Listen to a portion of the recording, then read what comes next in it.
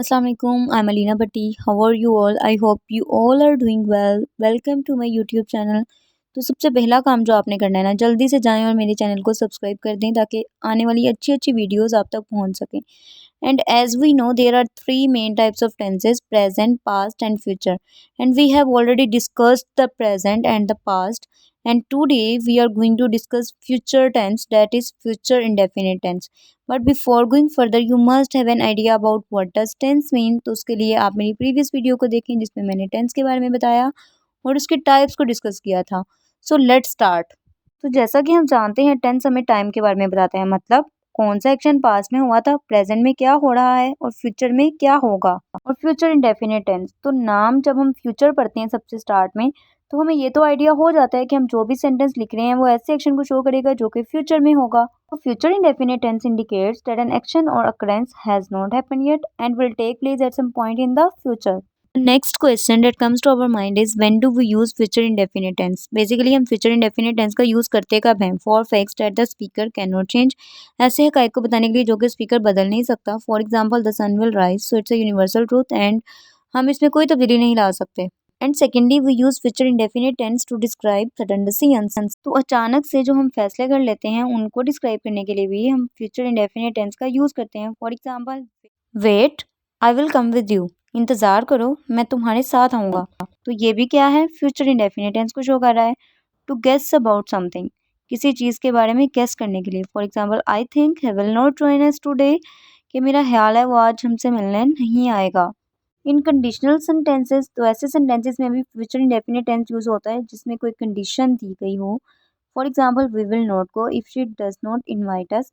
तो यहाँ पे भी जो सेकंड सेंटेंस है उसमें कंडीशन दी जा रही है कि अगर वो हमें नहीं बुलाती तो हम नहीं जाएंगे. ठीक है.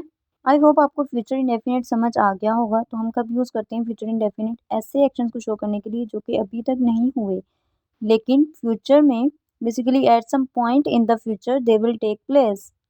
So here are some keywords for future indefinite tense: tomorrow, next week, next month, next year, in the coming years, in the following week, by Monday, by next week. तो जैसा कि हम देख सकते हैं ये सारे वर्ड्स प्रेजेंट के पास्ट में होने वाले एक्शंस को शो नहीं कर रहे, लेकिन अगर हम फ्यूचर में होने वाले एक्शंस की बात करेंगे, ऐसे एक्शंस जो कि फ्यूचर में होंगे, तो उनके लिए हम इन सब वर्ड्स का यूज़ करेंगे.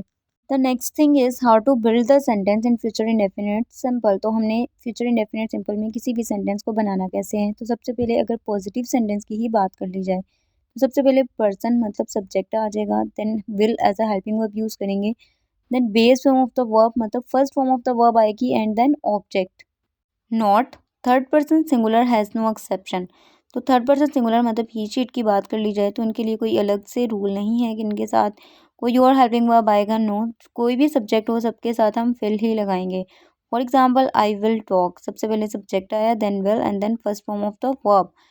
नेगेटिव सेंटेंस कैसे बनाएंगे? सबसे पहले सब्जेक्ट आएगा, then helping verb will. Simply सिर्फ विल के बाद नोट ऐड कर देना है, बाकी सेम स्ट्रक्चर है. नोट के बाद base form of the verb आ जाएगी and then object. I will not talk.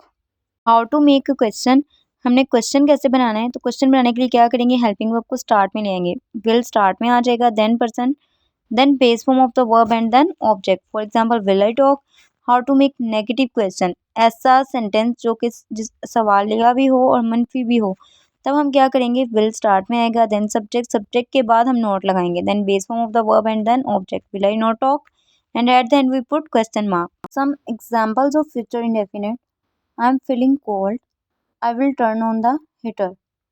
तो बेसिकली फर्स्ट सेंटेंस भी कंडीशनल है and the second one is the party will start at 9 PM. If Anna passes her exam she will be very happy. ये भी conditional है. You will meet many interesting people in life. Thomas will not have any issues at his new job.